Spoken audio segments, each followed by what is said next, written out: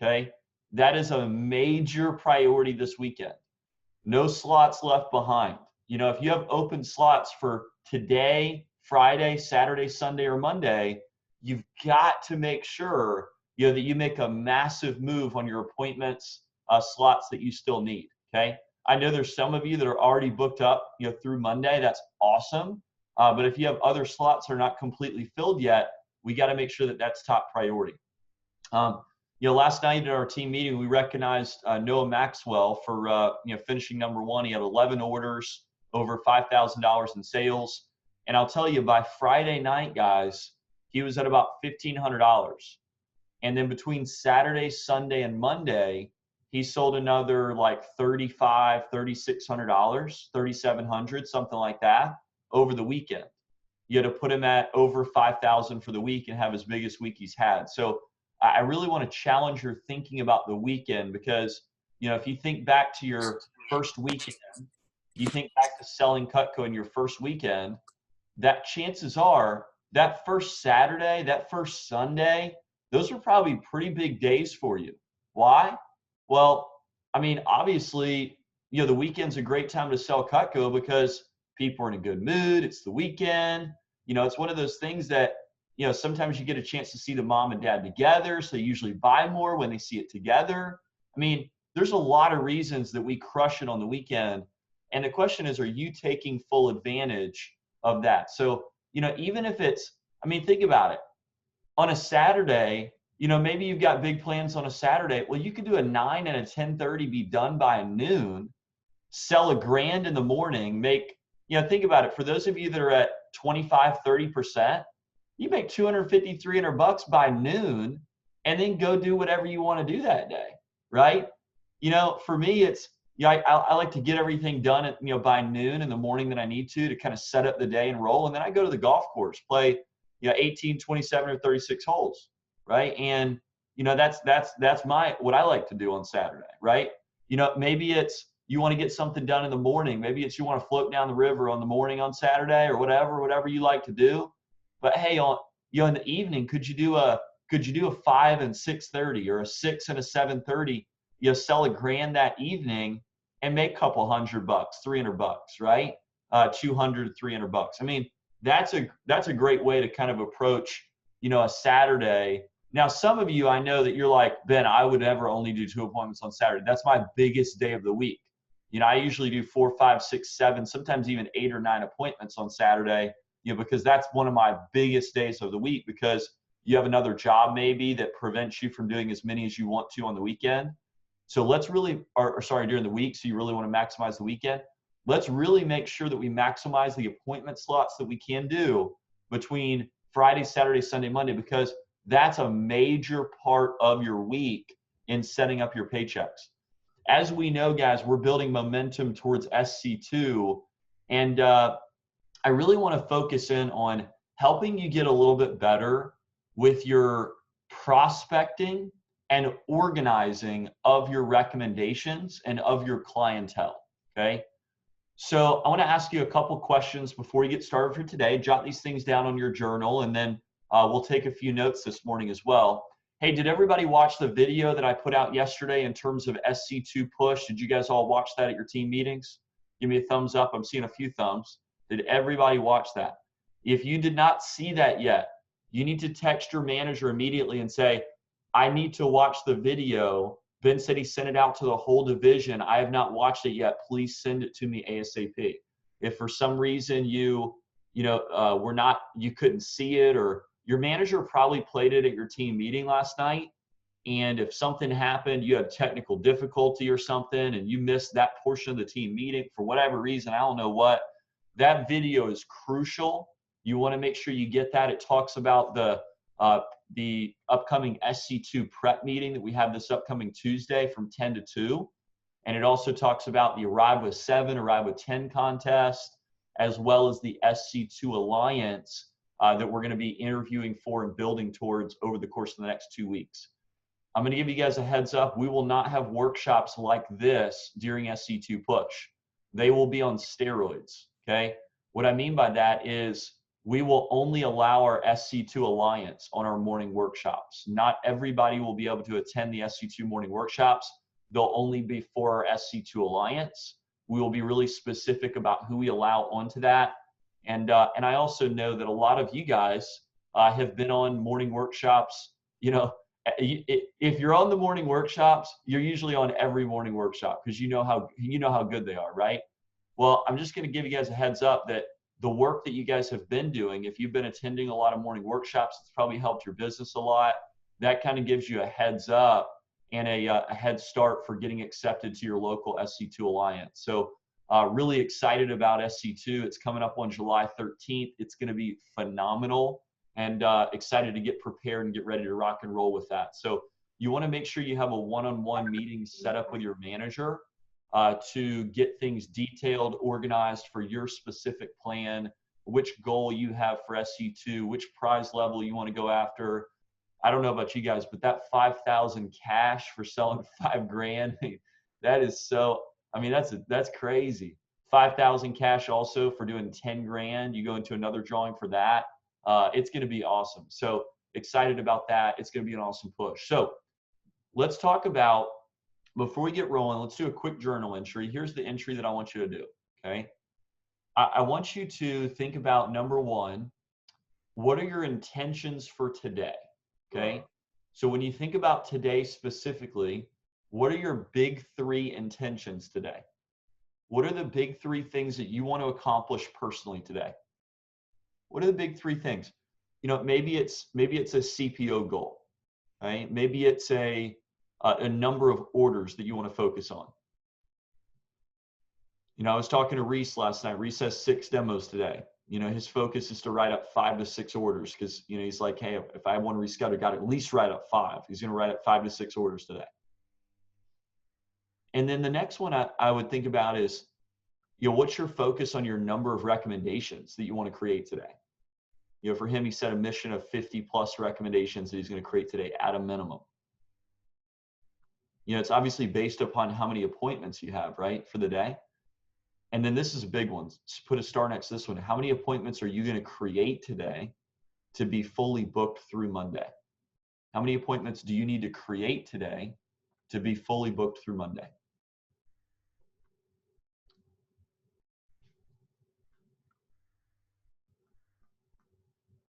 And so you're jotting down some objectives, and you have some objectives specific for today.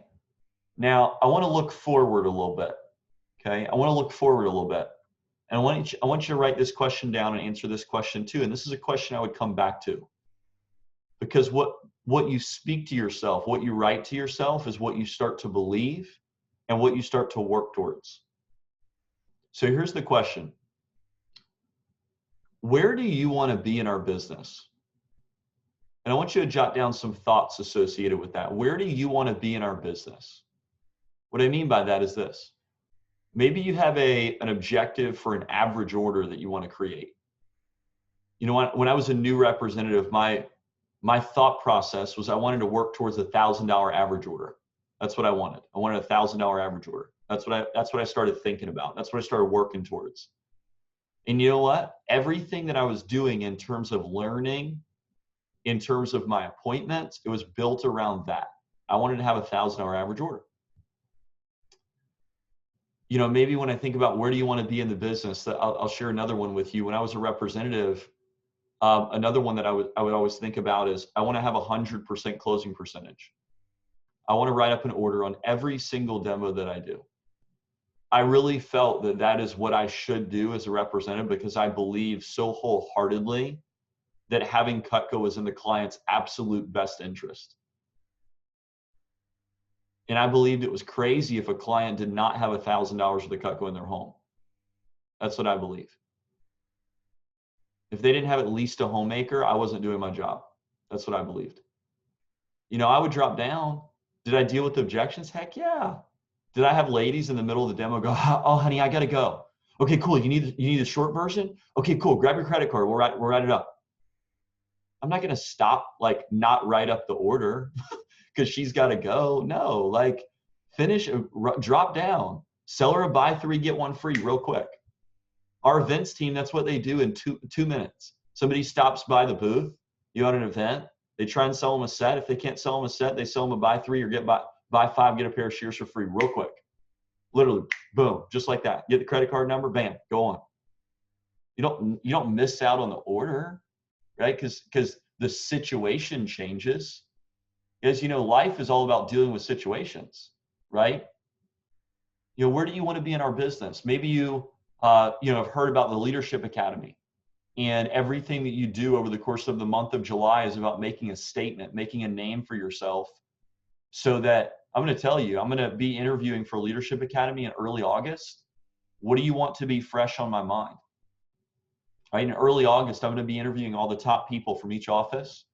And those interviews are going to be built around the Leadership Academy and the top people from each office. And the month of July will be a big determinant of that, are the people that I'm going to be meeting with for interviewing for Leadership Academy. Maybe you see the branch role and you see that and you're like, man, that would be a really cool thing to do as a student next summer. Man, it would be really cool to be able to run my own business for the summer. Man, that would be awesome. What would that look like? Maybe you see, for those of you that, see some of your district managers, you're like, man, that's pretty cool. They get a paid for BMW by the company every 3 years. They get a travel every, 3 to 5 locations per year. It's probably about 10,000 in travel that they can earn per year. Man, they run their own business. They have flexibility. I mean, you see their schedule right now in the summer. I'll tell you, in the fall and spring, oh man, it's pretty cool. The ability to be able to run their own business, work from wherever they are. I mean, it's pretty cool. Maybe you have an aspiration of being on our events team and working with Justin Ford on our events team, or a realtor rep. Do you have a vision of where you're going and what you want to work towards, right? So I hope that you took a few minutes as I was jotting down some of the things that I was excited about. I'll tell you, for me, when I was new, I didn't know what advancement roles I wanted. I ended up getting an assistant manager role and a branch manager role and kind of moving up in that ladder. But for me, my number one objective was I need to learn how to sell $1,000 on every appointment, and I need to write up an order on every single demo that I do. So the quickest way that I found how to do that, guys, is by controlling the customers that I got in front of. The objective of what I want to teach you in the next few minutes is, how do you control the customers that you get in front of?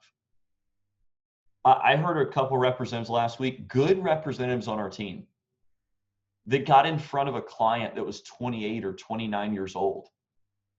Or they got in for, like, these are people that have sold like 8, 9, 10, 12, 15,000 hours of the Cutco.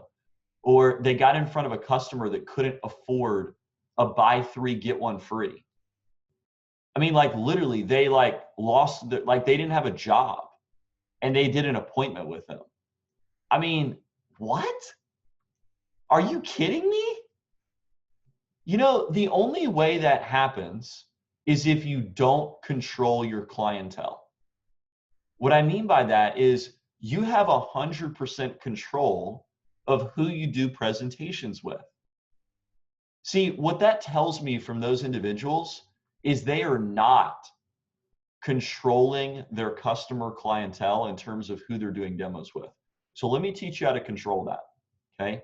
Because I want you to only get in front of people that they can buy whatever they want.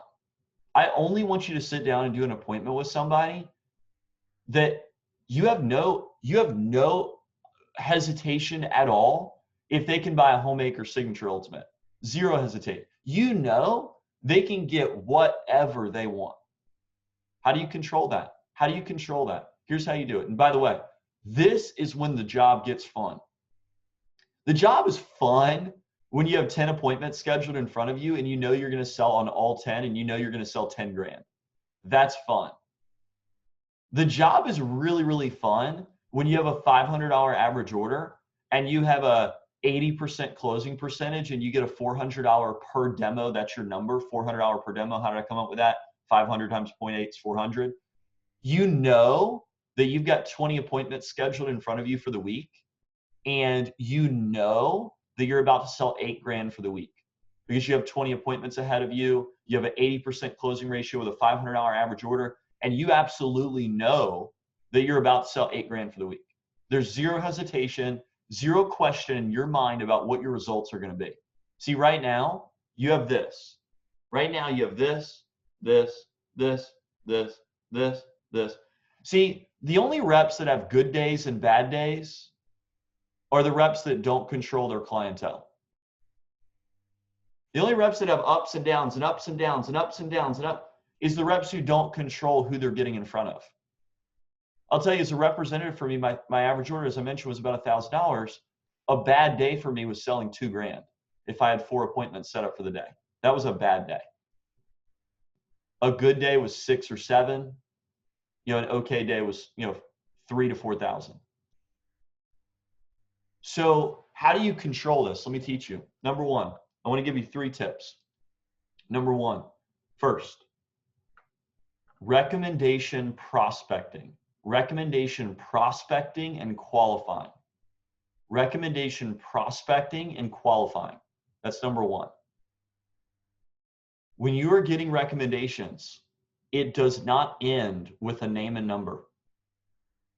This is where you save your time and your energy, and you save the efficiency of the position. Recommendation prospecting and qualifying. So, how do I do this? Well, it starts with some key questions.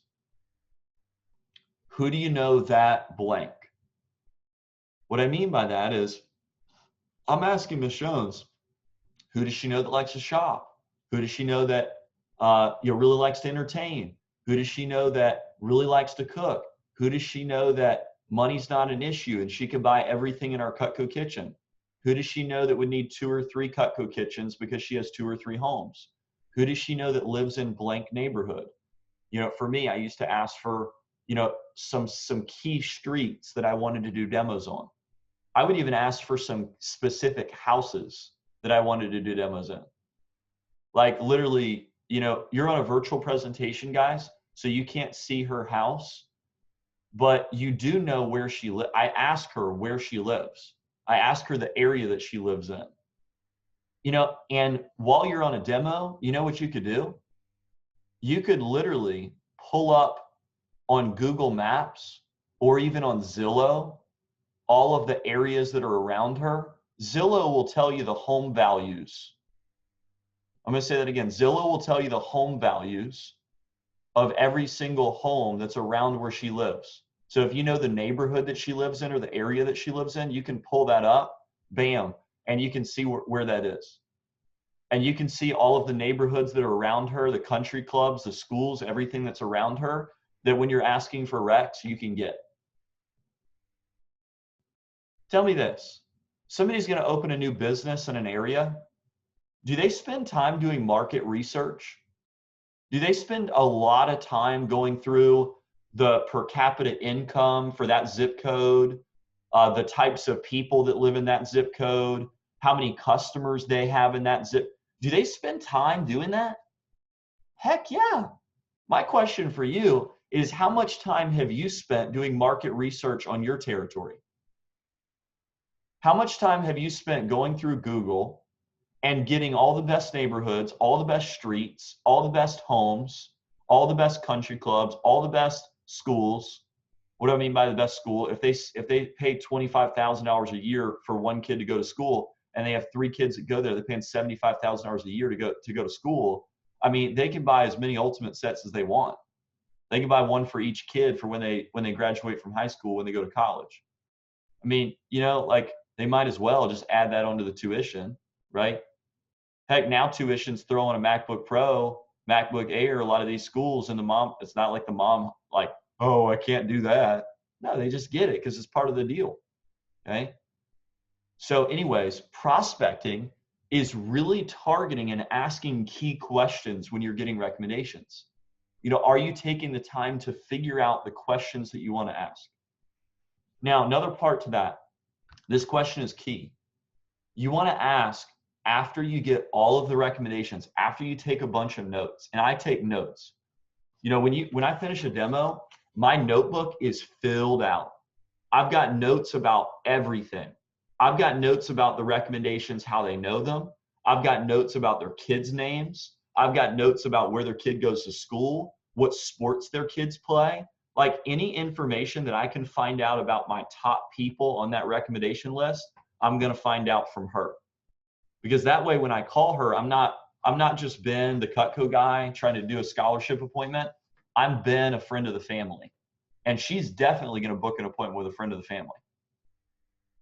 So how well do you get to know her before you even start that call? Make sure you write this question down. After you get all the recommendations, you want to say this. Michonne, if you were doing my job, who would you want to see first? If you were doing my job, who are the top ones that you would want to see first? And the reason I want you to ask that question is so that way you know who to star. That way you know who to star when you're putting in the recommendations. Okay, so that's number one. Number two, the second tip that I want to give you. Take the time to organize when you put them into queue. Take the time to organize them when you put them into queue. Some of you right now are not taking any time to organize them when you're putting into queue. You're literally just adding the name and phone number, and there's zero efficiency when you go to schedule the appointments. Guys, when you're phone jamming, you should only be calling people that you want to call. And the way that you organize that is through when you put them into queue, you need to save yourself some time, okay? And I want to show you a little bit about how to do that and what I would recommend doing there. Let's see if we can see this.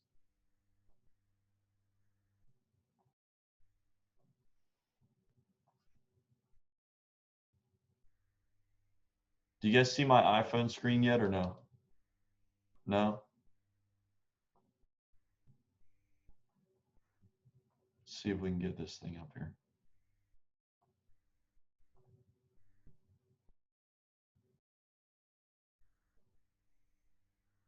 There it goes. Okay, sweet.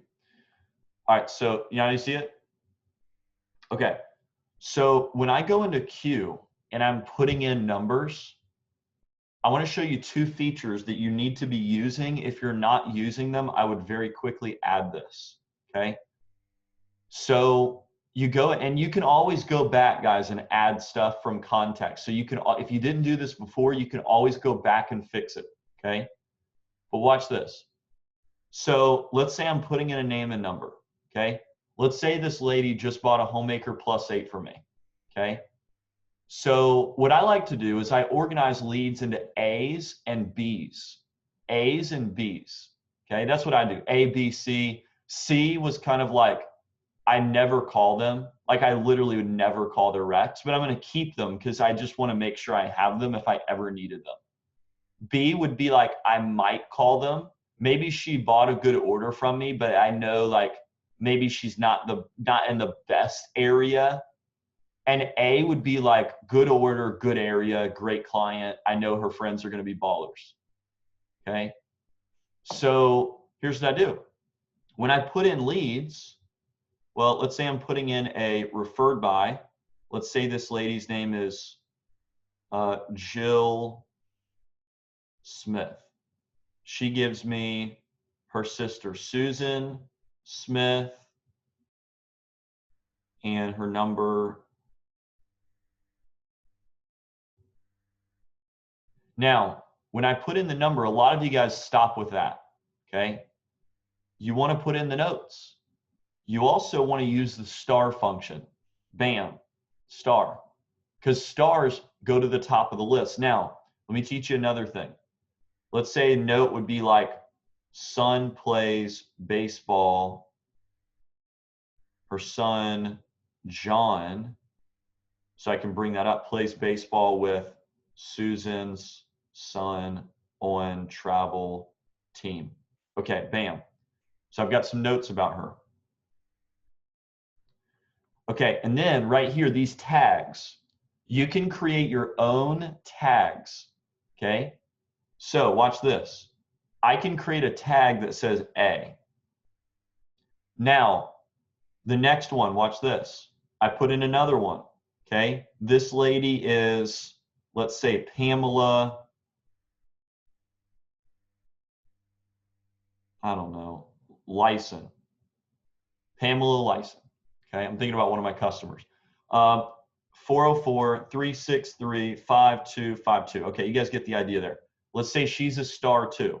Okay, bam, I star her, notes, whatever note, works with, what do we call her, Jill, works with Jill. She's also an accountant.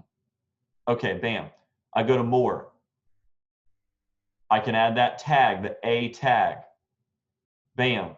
Okay, add that in. Now, once I've got that added, obviously you can add more tiles, that type of deal, but I want to teach you guys this. Now, when I go to organize a phone jam, watch this. I only call people's recs who bought from me, first off. You never call recs from no sales unless you have to, or unless there's a specific reason you're calling them. Like, why would you call? Think about that conversation on the phone. I cannot say to her friend, I can't say, yeah, your friend Jenny has it and loves it. She said you probably would like it too. I can't say that because her friend didn't buy from me. I want to say, hey, it's for something that you probably already have. Your friend Jill, she has it. She said you probably would love it. It's called Cutco. You already have some, right? Oh, you don't have any? Oh, you're gonna love it. Jill loved it. She's got our basic set. I'll tell you all about it. Now she wants it because Jill has it. I can't do that if I'm calling somebody who didn't buy from me. So I don't call recs of people who didn't buy from me. I'll show you how to look at your orders here in a second. I call my best recs first. Okay. So I want to organize them in my contact list. Check this out. Bam. You go there and you can literally see, did I save those? I don't know if I saved it. But anyway, the tags, you see at the top how I have these tags? You can tag and you can see anybody that you put a specific tag on, guys. Or you can type in a name and it'll organize it by referrals. And you can see specific list of referrals. So you should only be calling your A recommendations. So you need to go through and organize which ones are your top clients, right? Don't just sit there and randomly pick numbers to call. Like, you want to organize this by the people that you really, really want to call. And obviously the stars go to the top. You know, and you can see when you're on the referrals option how the stars go to the top. But I really like that tag feature because you can tag literally whatever tags you want. I like A, B, and C as tags, okay? Last thing that I want to show you is how do you find your top customers? Well, if you're on Vector Connect, there's an option on Vector Connect that says My Account. And under My Account, you can click My Customers. You can sort it by CPO. So that way you can sort it by your top customers first, okay? You can sort it by your top customers first. I'll teach you one last thing. How do I take that to the next level? You could even then Zillow some of those houses and you know whose clients are going to be the best people to call. You can Zillow and figure out the home value so you know which people's recs you want to call the quickest. Some of you are like, hey, isn't that judgmental? Yes, 100%. It totally is, okay? You know what?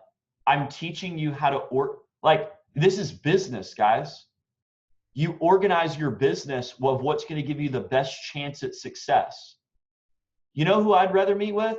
I'd rather meet with the lady who she just went out and bought a Range Rover yesterday and bought it on a whim and didn't really think about it.